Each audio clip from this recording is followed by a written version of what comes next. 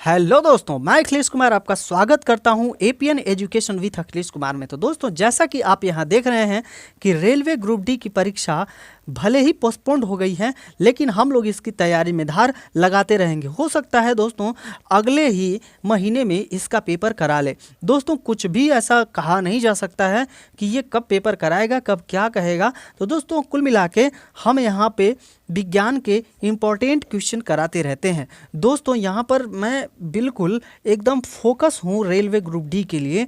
दोस्तों, मैं अपने साथ साथ आपकी भी तैयारी में धार लगाते रहना चाहता हूँ। दोस्तों, यहाँ पर इस सेशन में अगर आप पहली बार हैं तो इस चैनल पर अगर पहली बार अगर आप हैं तो इस चैनल को आप सब्सक्राइब कर लीजिए जनहित के लिए। क्योंकि दोस्तों इस पर अगर आपको सरकारी नौकरी पाना ही पाना है तो इस चैनल से आपको जुड़े रहना होगा। दोस्तों, अपने साथियों को भी इस चैनल से आप जोड़ सकते हैं। यहाँ पर आपको 3 तरह की चीज़ें मिलती हैं, विज्ञान की, जीव विज्ञान, भौतिक विज्ञान और रसायन विज्ञान। तीनों के इंपॉर्टेंट क्वेश्चन यहाँ पे हम बिल्कुल दिखाएंगे। ऐसे प्रश्न जो परीक्षा में हूबहू छापे जाते हैं, एकदम वैसे ही क्वेश्चन यहाँ पे ट्रेंड होंगे। चलिए दोस्तों, जीव विज्ञान के हम लोग पादप रोग से आज रिलेटेड चीज़ें हम लोग देखेंगे। इससे इतने अच्छे अच्छे क्वेश्चन है, आप देख करके खुद ही महसूस करेंगे कि ये बहुत ही अच्छे क्वेश्चन है। चलिए दोस्तों, बढ़ते हैं अपने पहले वाले क्वेश्चन की तरफ। पहला क्वेश्चन कह रहा है, पादप रोगों का सबसे उत्तरदायी कारक कौन है? ये आपको बताना है कि पादप रोगों का सबसे उत्तरदायी कारक कौन सा है, फफूंदी, जीवाणु, विषाणु या प्रोटोजोआ। तो इसका जो राइट आंसर होने वाला है वो होने वाला है ऑप्शन नंबर सी, विषाणु। पादप रोग का सबसे उत्तरदायी कारक जो होता है वो होता है विषाणु। चलिए बढ़ते हैं दूसरे वाले क्वेश्चन की तरफ। क्वेश्चन नंबर 2 कह रहा है, पौधों को रोग प्रतिरोधी बनाया जाता है किस प्रक्रिया के द्वारा? तो दोस्तों, तापी प्रक्रिया से, हार्मोन्स, जंगली किस्म के प्रजनन करा के या कैल्विन क्रिया से। तो दोस्तों, पौधों को रोग प्रतिरोधी बनाने का जो कार्य किया जाता है वो जंगली किस्म के प्रजनन करा करके किया जाता है। ठीक है, चलिए बढ़ते हैं अगले वाले क्वेश्चन की तरफ। Question number 3। क्वेश्चन नंबर 3 कह रहा है, हरित बाली रोग किस फसल से संबंधित है? देखिए, बड़ा ही शानदार और जानदार ये क्वेश्चन है। ये एकदम हूबहू परीक्षा में छपने वाला क्वेश्चन है। हरित बाली रोग किस फसल से संबंधित है ये आपको बताना है। सरसों से, धान से, बाजरा से या मूंगफली से। तो जो हरित बाली रोग है वो दोस्तों आपका संबंधित है बाजरा से। तो तीसरे का जो ऑप्शन सही होने वाला है वो option number C is the right answer. चलिए बढ़ते हैं अगले वाले क्वेश्चन की तरफ। Question number 4। अगर दोस्तों आपको ये सेशन अच्छा लगता है तो आप जनहित में इसे लाइक, सब्सक्राइब और शेयर कर सकते हैं। इसके आपको कोई भी चार्ज नहीं देना होगा, ये बिल्कुल मुफ्त है। चलिए दोस्तों, अब बढ़ते हैं अगले वाले क्वेश्चन का। क्वेश्चन नंबर 4 का राइट आंसर आप दीजिएगा। आंसर भी आप दे सकते हैं।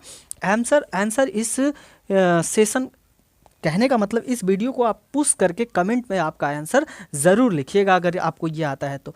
टिक्का रोग किस फसल से संबंधित है? सरसों से, धान से, बाजरा से या मूंगफली से? तो जो टिक्का रोग है दोस्तों, इसका ऑप्शन जो सही होने वाला है वो होता है मूंगफली से। तो मूंगफली की पत्तियों पर ये टिक्का रोग लगते हैं, जिसे हम लोग मूंगफली में टिक्का रोग, यानी कि इस मूंगफली के फसल में ही टिक्का रोग लगते हैं। चलिए बढ़ते हैं अगले वाले क्वेश्चन का। Question number 5। धान का प्रसिद्ध रोग खैरा रोग किसके कारण होता है ये आपको पूछ रहा है। फफूंदी के कारण, जीवाणु के कारण, विषाणु के कारण या जस्ता की कमी के कारण? तो दोस्तों, धान का प्रसिद्ध रोग खैरा रोग है, जिसका जो मेन कारण है वो है जस्ता की कमी। यानी कि जो इसमें राइट आंसर हो जाएगा वो हो जाएगा ऑप्शन नंबर डी, जस्ता की कमी के कारण ही धान में खैरा रोग लगते हैं। चलिए बढ़ते हैं अगले वाले क्वेश्चन की तरफ। क्वेश्चन नंबर 6 कह रहा है, चाय में लाल रस्ट रोग किसके कारण होता है? तो जो चाय की खेती होती है, सबसे बता दीजिए दोस्तों कि सबसे ज़्यादा चाय किस देश में उगाई जाती है? तो दोस्तों, मैं आपको बता दूं कि सबसे ज़्यादा चाय जो होता है वो चीन में उगाई जाती है। कहाँ पर? चीन में। चलिए, तो और भारत में सबसे ज़्यादा चाय कहाँ खेती होती है? तो दोस्तों, चाय की जो सबसे ज़्यादा खेती होती है भारत में वो होती है असम में। चलिए यहाँ पर देखते हैं, चाय में लाल रस रोग किसके कारण होता है? जीवाणु के कारण, लाइकेन के कारण, कवक या हरे शैवाल के कारण? तो दोस्तों, क्वेश्चन नंबर 6 का जो राइट आंसर होने वाला है वो होने वाला है ऑप्शन नंबर डी, हरे शैवाल में। चाय में लाल रस्ट रोग का जो कारण है वो हरे शैवाल के कारण होता है। चलिए बढ़ते हैं अगले वाले क्वेश्चन पर। Question number 7। क्वेश्चन नंबर 7 कह रहा है नींबू का कैंकर किसे कहते हैं, किससे होता है। नींबू का जो कैंकर रोग है वो किससे होता है, ये आपसे पूछ रहा है।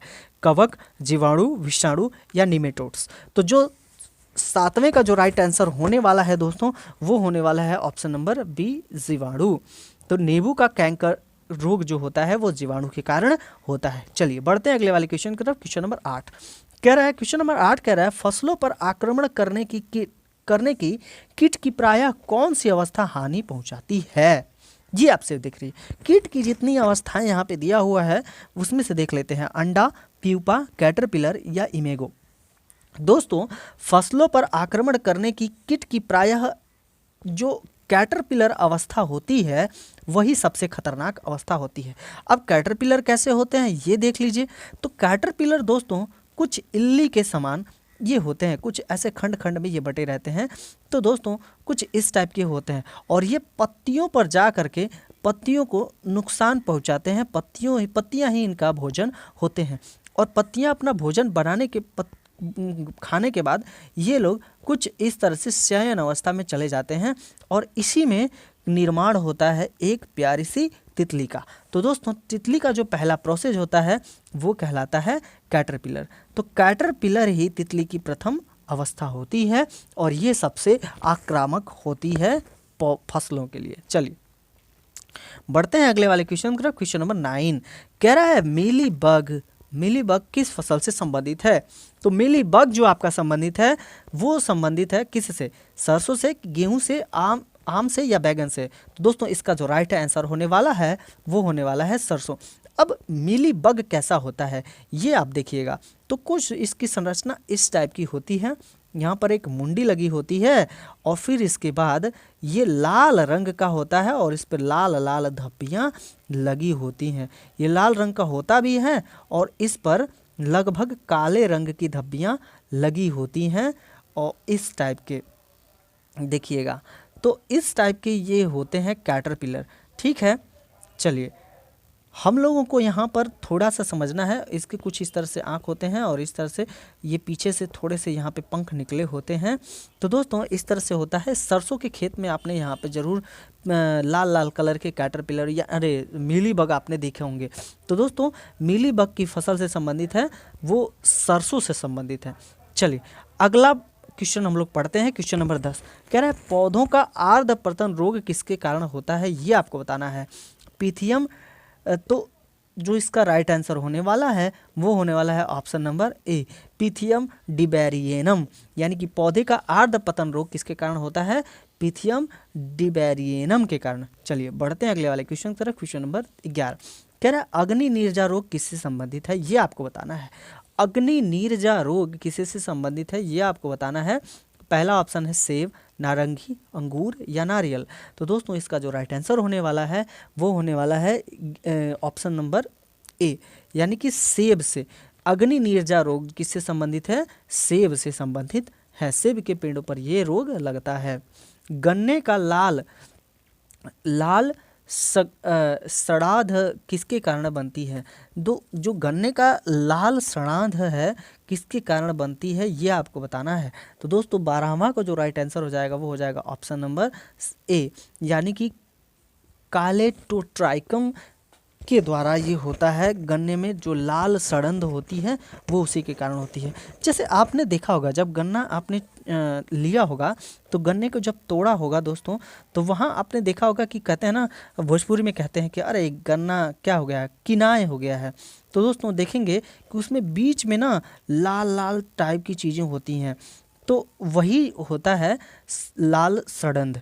तो उसी के कारण, किसके कारण, कालेटोट्राइकम के कारण। ठीक है, ये अगला क्वेश्चन देखते हैं। क्वेश्चन नंबर 13 मूंगफली में होने वाले टिक्का रोग के लिए उत्तरदायी कवक है।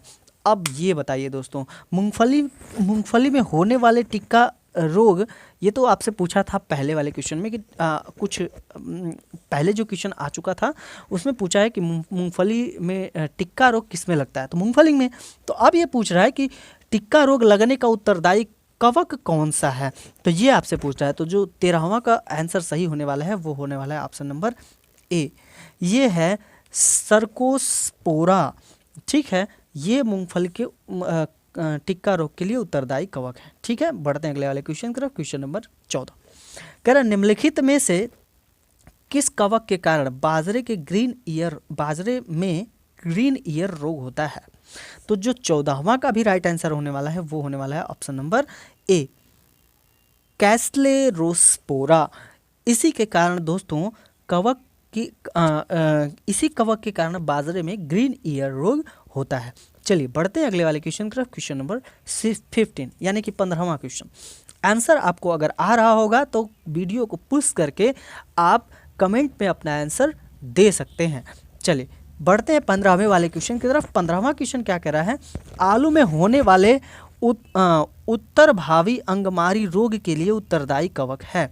जो अंगमारी रोग है आलू में वो किसके कारण होता है। तो दोस्तों 15वां का जो ऑप्शन सही होने वाला है वो होने वाला है ऑप्शन नंबर बी, फाइटोप्थेरा इन्फेस्टेंस के कारण आलू में अंगमारी रोग होता है। चलिए बढ़ते हैं अगले वाले क्वेश्चन की तरफ। क्वेश्चन नंबर 16 कह रहा है सिट्रस कैंकर क्या है। सिट्रस कैंकर है नींबू की एक प्रजाति, नींबू का एक प्रसिद्ध कीट, नींबू का एक रोग या इनमें से कोई नहीं। तो दोस्तों इसका जो राइट आंसर होने वाला है वो होने वाला है ऑप्शन नंबर सी, क्योंकि हम लोग रोग के बारे में पढ़ रहे हैं तो यहाँ पर रोग ही तो सही होगा। तो सिट्रस कैंकर नींबू का एक रोग है। चलिए बढ़ते हैं अगले वाले क्वेश्चन की तरफ। क्वेश्चन नंबर 17 कह रहा निम्नलिखित में से कौन कवक जनित पादप रोग नहीं है। तो देखिए यहाँ पर इस तरफ आपको दिया है फसल और इस तरफ आपका दिया है रोग। तो ये आपको बताना है कि कौन सा कवक जनित रोग नहीं है। ठीक है, ये आपको बताना है। मूंगफली का टिक्का रोग, गन्ने का लाल सड़न रोग, बाजरा में ग्रीन ईयर रोग या तंबाकू में मोज़ैक रोग।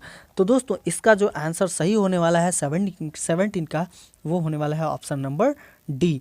Option number D is the right answer for this question. तो 17वां का जो क्वेश्चन है वो ऑप्शन नंबर डी सही होना है। तंबाकू का मोज़ैक रोग किसके कारण होता है, बैक्टीरिया के कारण होता है। ठीक है, ये कवक का कारण नहीं है। अब आगे बढ़ते हैं क्वेश्चन नंबर 18 की तरफ। क्वेश्चन नंबर 18 बहुत ही शानदार और जानदार क्वेश्चन होने वाला है दोस्तों। क्वेश्चन नंबर 18 कह रहा है रिंग रोग यानी रिंग डिसीज जो होती है के नाम से जाना जाता है। किस नाम से रिंग रोग को जाना जाता है। तो दोस्तों सैथिल रोग, मोज़ैक रोग, बंकी टॉप रोग या बार्ट रोग। तो दोस्तों 18वां का जो राइट आंसर हो जाएगा वो हो जाएगा ऑप्शन नंबर ए, सैथिल रोग के नाम से रिंग रोग को जाना जाता है। चलिए दोस्तों बढ़ते हैं अगले वाले क्वेश्चन की तरफ। Question number 19। क्वेश्चन नंबर 19 क्या कह रहा है, आलू में ब्लैक हार्ट का कारक कौन है। आलू में ब्लैक हार्ट का कारक कौन है। तांबे की कमी, पोटेशियम की कमी, ऑक्सीजन की कमी या बोरॉन की कमी। तो दोस्तों क्वेश्चन नंबर 19 का जो राइट आंसर होने वाला है वो होने वाला है ऑप्शन नंबर ए, तांबे की कमी के कारण आलू में ब्लैक हार्ट रोग आता है। अब दोस्तों हम आपको ये बताने वाले हैं कि अगर ये सेशन आपको अच्छा लग रहा है तो आप इसमें कमेंट ज़रूर अच्छे लिखिएगा, तो आपके लिए ये जैसे भी उपयोगी हो। तो क्वेश्चन नंबर लास्ट ये है आपके लिए क्वेश्चन नंबर 20। दोस्तों इस सेशन में मैं केवल आपको 20 क्वेश्चन कराऊंगा, अगले सेशन में 10 क्वेश्चन और कराऊंगा। उसे भी आप अगर इसी तरह से प्यार दुलार देते रहें तो दोस्तों आपका ये एपीएन एजुकेशन एक दिन आपको बहुत ही अच्छी चीज़ दिला पाएगा और सभी के लिए जनहित में इसे अच्छे से फ्री में जारी कर पाएगा।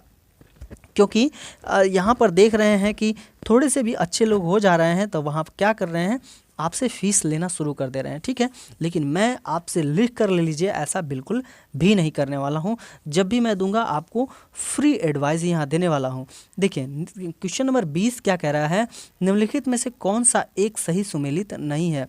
धान हरित बाल या बाजरा अगर्ट, मटर पाउंड्री लिगर्ड्यू या चना उकठाऊ विल्ट। यानी कि दोस्तों 20वां का जो राइट आंसर होने वाला है वो होने वाला है ऑप्शन नंबर ए, क्या होने वाला है? ऑप्शन नंबर ए हरित बाल रोग। दोस्तों हरित बाल रोग किस में होता है? धान में थोड़ी होता है। अभी हम लोग पढ़े हैं कि हरित बालिका रोग किस में होता है?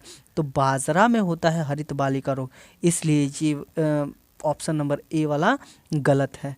बाजरा में अर्गट रोग भी होता है, ठीक है। मटर में पाउडरी गिल्ड्रीव रोग भी होता है। चना में उकठा यानी कि विल्ट रोग होता है, ठीक है। तो जो सही सुमेलित नहीं था वो धान का ही रोग था। धान में आप अच्छे से जानते हैं कि खैरा रोग होता है। अभी हम लोगों ने पढ़ा है धान में कौन सा रोग प्रसिद्ध रोग? खैरा रोग होता है। तो यहाँ हरित बाल किस में होगा? बाजरा में होगा, इसलिए ये राइट आंसर क्या हो जाएगा? ए हो जाएगा इसका राइट आंसर। गलत होते हुए भी सही होगा, ठीक है। चलिए दोस्तों आज के लिए इतना ही और मिलते हैं अगले सेशन में। तब तक के लिए जय हिंद, जय भारत, जय राष्ट्र।